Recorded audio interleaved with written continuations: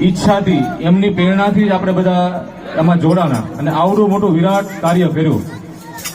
તો બધાને એક વિનંતી છે કે એની પૂર્ણાહુતિ ત્યારે જ ગણાય કે આપણા હાથે પણ કમસે કમ ઓછામાં ઓછો એક શ્રીફળ તો મુકાય. જેટલા લોકો આમાં જોડાણા છે અને જેટલા કદાચ નથી આવી શક્યા, ઓછામાં ઓછું એક શ્રીફળ પોતાના હાથે મૂકે, વધારેમાં 5-10 જેવી આપણી અનુકૂળતા, કોઈ ચૂકે નહીં.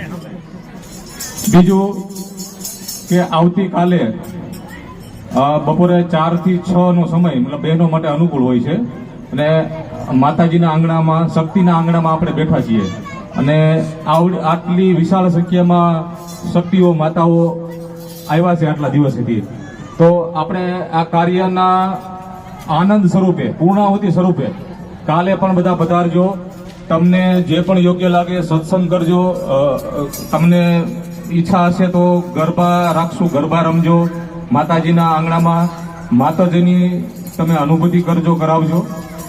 બધા પધારજો. 4 થી 6, 6:30 આસપાસ આરતી થશે અને આરતી પછી આ કાર્ય માતાજીના આંગણામાં થયું છે તો માતાજીને પણ આપણે ભોજન કરાવશું. માતાજીની કાલે પ્રસાદી છે, લાપસી, ખીચડી અને દાળ, જે રાંદલ માતાની પ્રસાદી હોય છે. એટલે પ્રસાદી અચૂક લેજો બધા.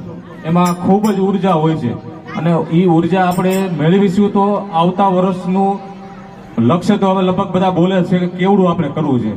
તો પ્રસાદી લેજો તો આપણે એ શક્તિ મેળવશું ને એ કાર્ય પણ શક્તિઓ પૂરી કરાવશે.